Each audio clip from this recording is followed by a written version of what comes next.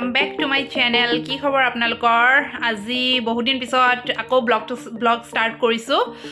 মানে কি কম, ব্লগ কৰিব একেবাৰে অনিচ্ছা হোৱা নিচিনা হ'ল। লৰাৰ বাৰ্থডে যি গ'ল, বাৰ্থডেৰ পিছত মোৰ ঘৰত যি এটা ঘটনা ঘটিল, মানে কি কম আৰু ক'বলৈ একো বাকী নাই। যিখন হ'ল তাকে মানে মোৰ নিজৰ মানুহে মানে বহুত টেনশ্যনত, বহুত প্ৰব্লেমত পৰিছোঁ। মোৰ নিজৰ মানুহখিনিয়ে জানে, মোৰ পৰিয়ালৰ, মোৰ মাহঁতে চবেই জানে, আৰু মই আপোনালোককো ক'ম, কিন্তু লাহে ধীৰে ক'ম, এতিয়া উচিত সময় নহয়।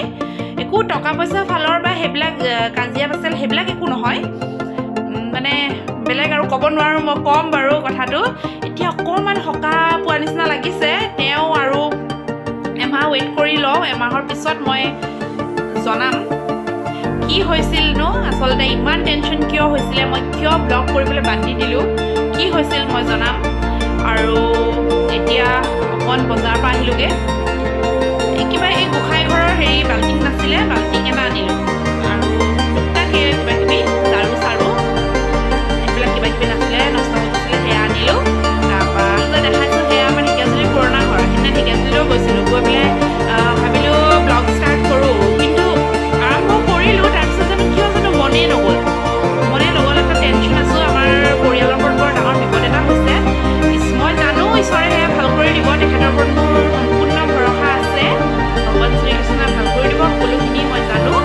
সেইকাৰণে কেতিয়াবা মনটো বেয়া লাগিল, এতিয়া ঠিকে আছোঁ, নিজকে ষ্ট্ৰং কৰিছোঁ, যি হ'ব দেখা যাব। আৰু আপোনালোককো জনাম কিনো হৈ আছে, যিহেতু মই এতিয়া ছ'চিয়েল মিডিয়াত আহিছোঁ, যেতিয়া নিজৰ পাৰ্চনেল লাইফ লৈ আহিছে, যেতিয়া চব কথা মই জনাম, কিন্তু উচিত টাইমত জনাম। আৰু এতিয়া ল'ৰাটোক ভাত খুৱামগৈ, যি হয়তো সি দিনত নুশুলে আজি, চ' হামিয়াই আছে, সোনকালে ভাত পানী খাই খুৱাই দিওঁ।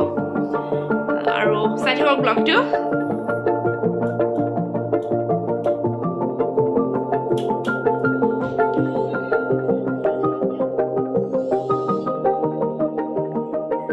মোৰ ল'ৰাৰ ৰাতি ভাত সাজ দেখুৱালোঁ, দেখিলেনে?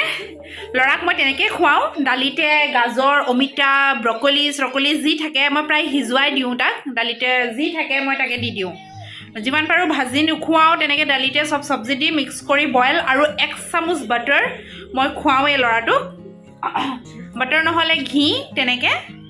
আৰু দিনত ডিম বইল কৰি দিছিলোঁ, চ' সেইকাৰণে ৰাতি দিয়া নাই। এতিয়া জাষ্ট চিম্পল দালি, অমিতা পিটিকি খুৱাই দিম মই। চ' আপোনালোকে কেনেকৈ খুৱাই জনাব, মই তেনেকৈয়ে খুৱাওঁ। মই বৰ ভাজি চাজি তেলীয়া বস্তু বৰ এডিক্টেড কৰা নাই তাক। খাই নোখোৱা নহয়, মই নাখায় বুলি নকওঁ, খাই, চিকেন পকৰাও খায়, বা কিন্তু কেতিয়াবা তেনেকৈ নহয় আৰু ঘনাই যে মই দিয়ে থাকিম সেনেকৈ নহয়। চ' মোৰ প্ৰায় তাৰ ভাতৰ ছিষ্টেমটো এইটোৱে চলে, আৰু যত যি চব্জি আছে দালিতে দি দিওঁ, দি পেলাই বাটাৰ 1 চামুচ বা ঘি 1 চামুচ দি পেলাই আৰু তাক সানি পিটিকি খুৱাই দিওঁ। চ' সিও বৰ তৃপ্তিৰে খায়। চ' এতিয়া ৰাখিছোঁ, মই তাক খুৱাই লওঁ, পিছত আপোনালোকৰ লগত লগ পাই আছোঁ।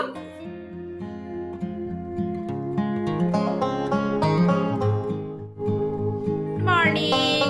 আৰু কালি মই ব্লগটো কণ্টিনিউ নকৰিলোঁ, খাই বৈ শুই গ'লোগৈ, বহুতে দেৰি হ'ল ইটো সিটো কৰোঁতে। চ' এতিয়া মৰ্ণিং গোটেই কাম কাজ হ'ল, ঘৰ দুৱাৰ মুচিলোঁ, ধূপ ধূনা জ্বলালোঁ, চবকে ব্ৰেকফাষ্ট দিলোঁ। আমাৰ ঘৰত আকৌ ভাগে ভাগে ব্ৰেকফাষ্ট হয় দেই। ল'ৰাটোক মই জহা চাউল, মায়ে কৈছে জহা চাউল খুৱাবলৈ, আলু দি পেলাই তেনেকৈ বাটাৰ দি পেলাই খুৱাই দিওঁ। শাহুমা আৰু মানুহজনে খাই ৰুটি ভাজি, সেয়া কৰি দিওঁ। আমাৰ টিকু মাইনাই খাই ৰুটি, তাৰপিছত তাক ভাত দিওঁ মই। আজি যিহেতু শিৱৰাত্ৰিত আমি নিৰামিষে খাম, তথাপিও তাকতো মাছ বা মাংস দিবই লাগিব। মাছ কেতিয়াবাহে দিওঁ, মাংসটো বেছিভাগ দিওঁ। আৰু মই সেয়া মই মৰ্ণিং ফ্ৰুটছ খাওঁ। আগতে ভাতেই খাইছিলোঁ দেই, আগতে পূৰা ভাতেই খাইছিলোঁ, মাহঁতৰ ঘৰতো ভাতে, ইয়াতো অহাৰ পিছতহে ৰুটিৰ পৰ্বটো চলিছে। ৰাতিপুৱা ৰুটি খাই তেওঁলোকে, ৰুটি বনাই দিওঁ, কিন্তু মই ভাতেই খাইছিলোঁ। কিন্তু এতিয়া মই ভাবিছোঁ নহয়, লাইফষ্টাইল অলপ চেঞ্জ কৰিব লাগে, যি হয়তো বংশত আমাৰ চুগাৰ প্ৰেছাৰ আছেই। মোৰ বৰ ভয় লগা হ'ল, আমাক যে নাপাব কি কথাটো আছে, আজিকালি সৰু সৰু পোৱালিকে পায়। চ' মই কৈছোঁ নহয়, নিজৰ ডাইটটো অলপ চেঞ্জ কৰিব লাগে। চ' মই ৰাতিপুৱা ফ্ৰুটছে খাওঁ, আৰু ৰুটি খাব নোৱাৰোঁ, বৰ গেছ হয়।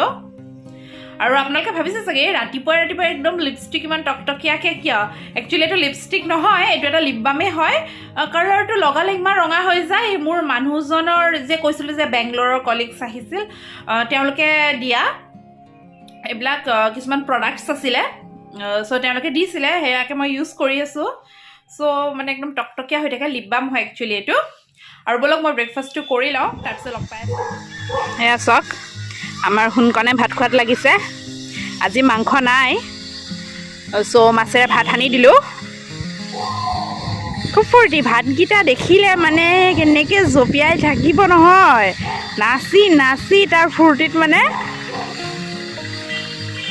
মই অকণমান চাহতে ৰখি চাই আছোঁ চাহ বুলিবলৈ নায়েই এতিয়া যিহেতু দুপৰীয়া হ'বলৈ ওলাইছে বেলিটো মূৰৰ ওপৰত আহিছে গোটেই ৰ'দেই ৰ'দ আৰু আজি শিৱৰাত্ৰি তেজপুৰ যিহেতু গোটেই শিৱ মন্দিৰে আগুৰা মহাভৈৰৱ আছে আৰু আমাৰ ইয়াতো কেইবাখনো শিৱ মন্দিৰ আছে সকলোৱে পূজা পাতত বিজি মই ঘৰতে চাকি বন্তি দিছোঁ আৰু পাৰিলে আবেলি ল'ৰাক মেলা অকণ দেখাবলৈ লৈ যাম দেউতাকে কৈছে কাৰণ পোৱালি মানুহৰ সেয়াই সেইবিলাকে আশা কৰে অলপ দেখুৱাবও লাগে কিমাননো ঘৰত সোমাই থ'ম মই নিনোৱেই মোৰ তুলনাত বেলেগ মাকে মানে পাৰ্কে চাৰ্কে ক'ৰবাত লৈ যায় বহুত মইহে নিনো সময়ো নাপাওঁ সময়ৰো অভাৱ তেনেকৈ থাকে আৰু এতিয়া ছিজনো বেয়া বতাহৰ দিন চলি আছে চ' মই উলিয়াবলৈও ভয় পাওঁ পোৱালি সেইকাৰণে নুলিয়াওঁ চ' তথাপিও এপাক নিম বুলি ভাবিছোঁ চাওঁ আপোনালোকতো গম পায়ে থাকিব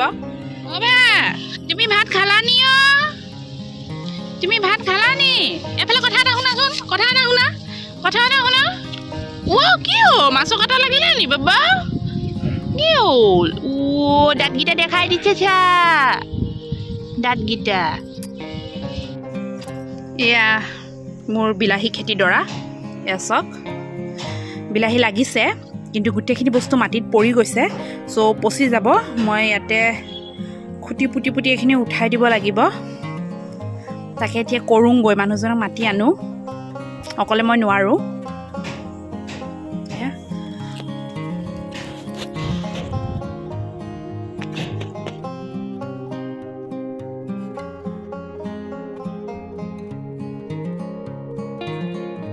এয়া চাওক বিলাহী লাগিছে দেখিছেনে নষ্ট হৈ যাব নহ'লে আৰু এইফালে লাও এজোপাও উঠিছে মোৰ মানুহজনক কামত লগাই দিলোঁ প্ৰথম খুঁটিটো মাৰিছে দেখিছেনে বেল্টি খাই পৰি আছে তাকে মই জোকাই আছোঁ তাৰপৰা এটা কথা নহয় তেওঁ মোক কৰি বৰ বেয়া পায় আৰু ময়ো সেইকাৰণে জোকাই খুব ভাল পাওঁ আৰু যেনেকৈ নহওক খুটোৱাওঁ এই কামত আৰু মানে কাৰণ ল'ৰাই খুব আমনি কৰিছে ভাত বনাই আছিলোঁ ভাত বনাবলৈ নিদিয়ে খুব আমনি কৰিছে চ' ডিঙিতে এইটো বান্ধি পেলাই চানা লাগে এনেকৈ চানা বনাই ঘূৰি ফুৰিছোঁ চ' তাৰ মনটো খুব ফূৰ্তি হৈছে চ' সেনেকৈ ফুচুলাইছোঁ উপায় নাই আৰু মানুহজন নাই কামত ওলাই গৈছে চ' এনেকৈ ঘূৰি ফুৰিছোঁ আৰু নতুন এটি ব্লগত লগ পাম চাই থাকিব আজি ইয়াতে এণ্ড কৰিছোঁ বাই বাই